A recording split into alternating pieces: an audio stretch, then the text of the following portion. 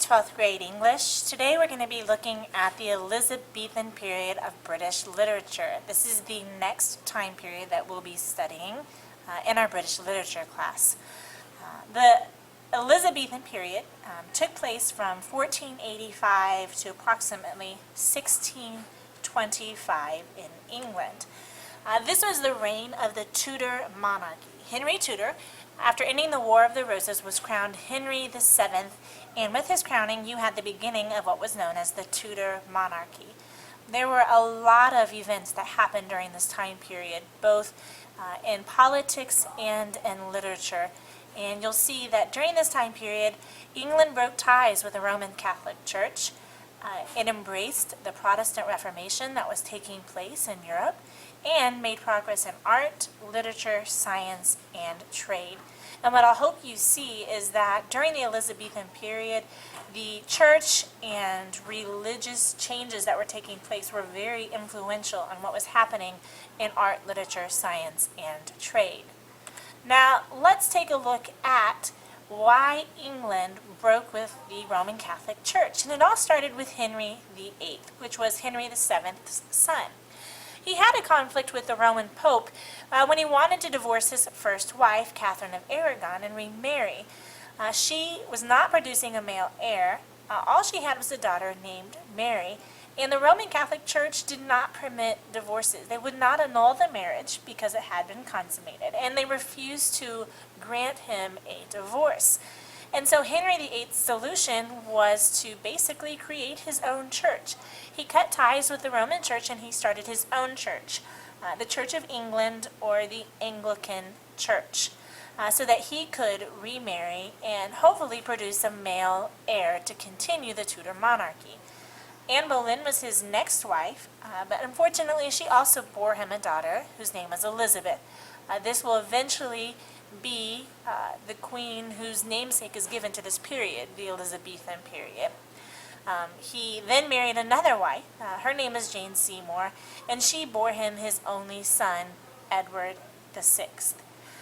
Now, Henry had kind of a long history of wives, famously sung about by the British group the Turtles. And let's take a quick look at his wives. You had Catherine of Aragon, who was Catholic. She produced one daughter named Mary, and she died of natural causes after her divorce from Henry.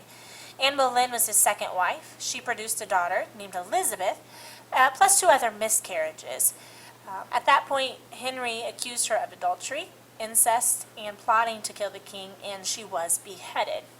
Jane Seymour was his third wife. She bore him his only son, Edward VI, and then died 2 weeks later. She never recovered from childbirth.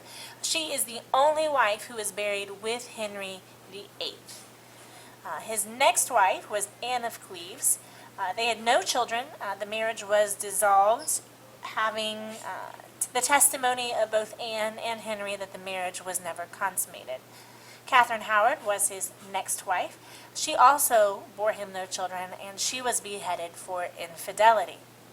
Catherine Parr was his final wife. She bore no children with Henry VIII.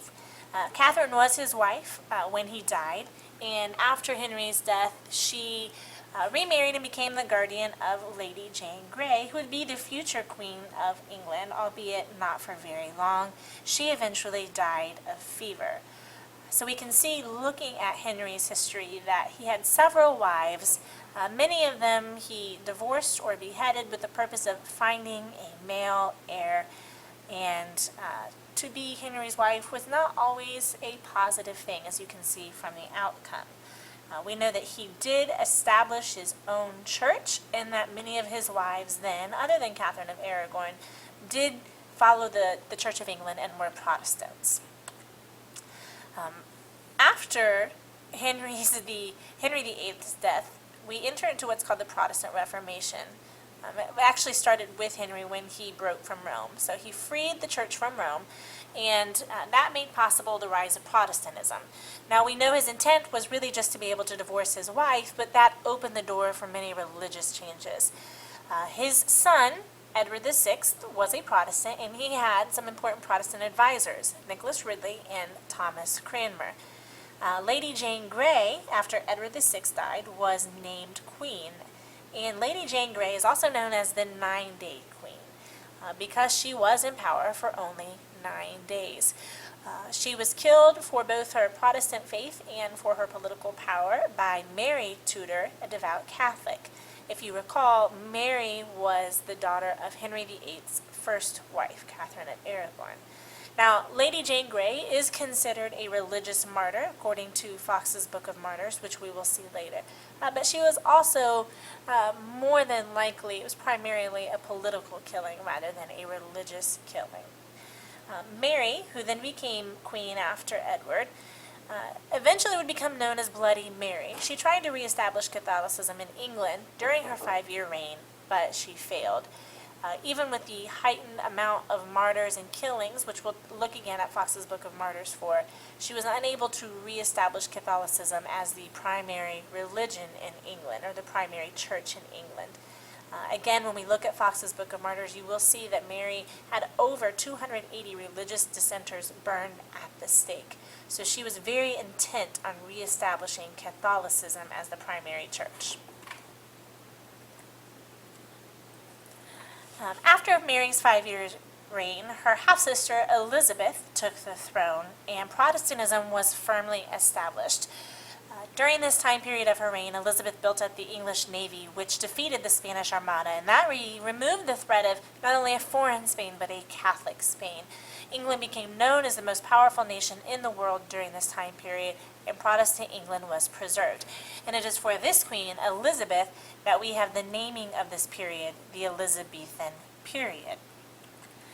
Now, I've referenced Foxe's Book of Martyrs a few times, so let's take a look at that Book of Martyrs. It was one of the most important books or works of literature that was produced during this time. Foxe's Book of Martyrs was written by a man named John Foxe. It was originally written in Latin during the reign of Mary, and when Foxe returned to England after Mary had died and Elizabeth was firmly in control, he translated it into English. At the time, it was the largest publishing project. It was a very large book, large in size, large in weight, large in undertaking. Originally titled Foxe's Acts and Monuments of These Latter and Perilous Days Touching Matters of the Church, it did not include the word martyrs in the title until nearly 200 years later, after several revisions and newer additions. Foxe's book tells of both ancient martyrs like St. Stephen, who's mentioned in the New Testament, along with modern martyrs of his time period. It included both the important churchmen, leaders of the church, as well as faithful laymen, whose lives we don't know much about other than the fact that they were killed. In 1570, copies of the book were placed in all English churches. It was an important book right up there with the King James Version, and would eventually be joined with Pilgrim's Progress as the 3 books that faithful Christians had in their homes: King James Version, Foxe's Book of Martyrs, and Pilgrim's Progress during the Puritan time period. But Foxe's book focused on both English and Scottish martyrs, and it helped form the public opinion of the Catholic Church. It helped people realize that the Catholic Church had acted murderously, really, during the time of Mary, and established Protestantism as the primary church in England. By Catholic opponents, it was considered a work of propaganda and exaggerated beyond the truth, and Foxe was accused of publishing this book in order to persuade the mindset of the people rather than to represent the truth. So there was some discussion and some dissent about the book, but it was influential in establishing Protestantism and the Reformation in England. During this time, we also have what's called the English Renaissance. Again, influenced by the change in culture from Catholic to Protestant to Catholic and then back to Protestant with English, with the reign of Elizabeth, we have lots of things taking place in the art world. We have several new literary art forms that were popularized during Elizabeth's reign. The sonnet, which began in Italy and was brought over to England and made popular by people such as Shakespeare. We have the Utopia, the utopian novel, first introduced by Sir Thomas More. Lyric poetry is introduced, romantic allegory, like Edmund Spenser's The Faerie Queene. Literary criticism, the essay as made popular by Francis Bacon, and then, of course, drama made popular by men such as Shakespeare. Also during this time, we have the Bible in English, thanks to men such as William Tyndale, Miles Coverdale, the King James Version, and others. And for the first time in history, the English people are able to read and possess the Bible in their own language. And that was a huge breakthrough for the church and for Christians of that time. I hope that you were able to get some background information about the Elizabethan period, and we will continue to look at this time period and the works that were produced during that period and study the influence of the Catholic Church and the Protestant Church on the literary developments of the Elizabethan period. Thanks for watching.